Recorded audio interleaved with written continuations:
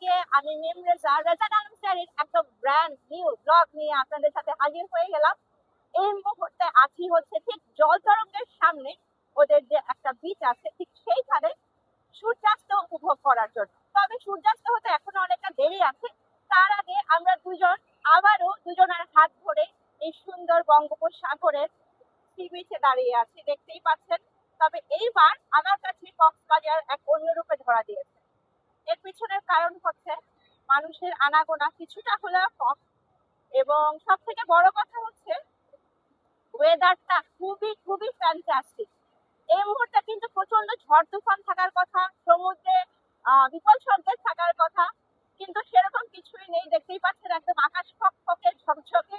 তারপরে হচ্ছে গরম আছে, কিন্তু সমুদ্রের পাড়ে যেটা থাকে প্রচন্ড বাতাস, সে বাতাসটা আছে। আর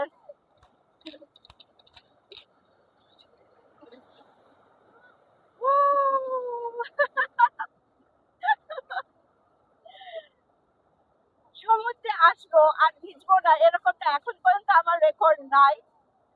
শুধু শুধু ঘোড়া আছে, ঘোড়াগুলা আমার কাছে বিশেষ করে আমার মিস্টার আশরাফুল আলমের ঘোড়া অনেক পছন্দ। ও আগে মানে ঘোড়া পালার একটা শখ পোষণ করতো আর কি।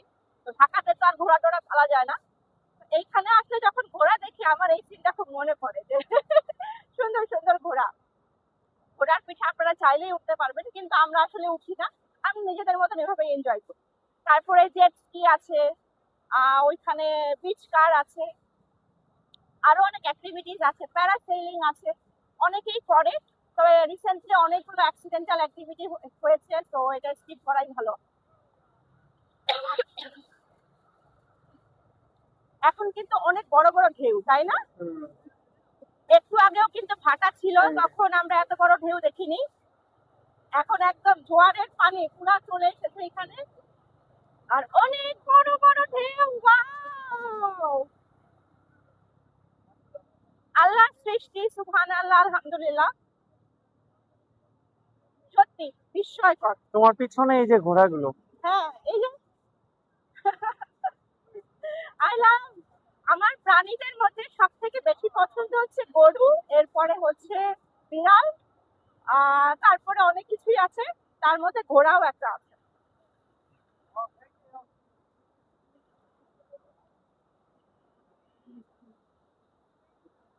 কক্সবাজার এবার আমরা ট্রেনে ঘুরে এসেছি।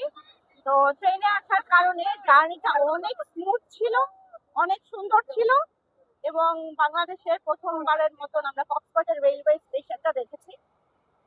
আমার কাছে খুবই দারুণ লেগেছে।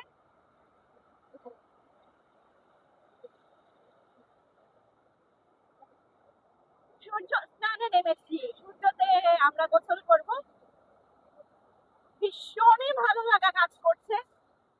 কক্সবাজারে আসলে আমাদের 1 বছর পরে আসা হলো।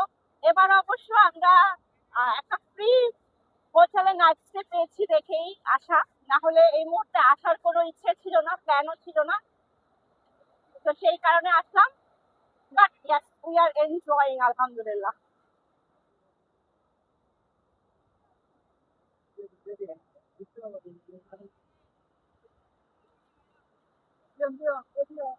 নীল আকাশ এবং নীল সমুদ্র, দেখাবো সূর্যাস্ত, থাকতে হবে রেজান আলমজারির সাথে। সবাই ভালো থাকবেন, সুস্থ থাকবেন।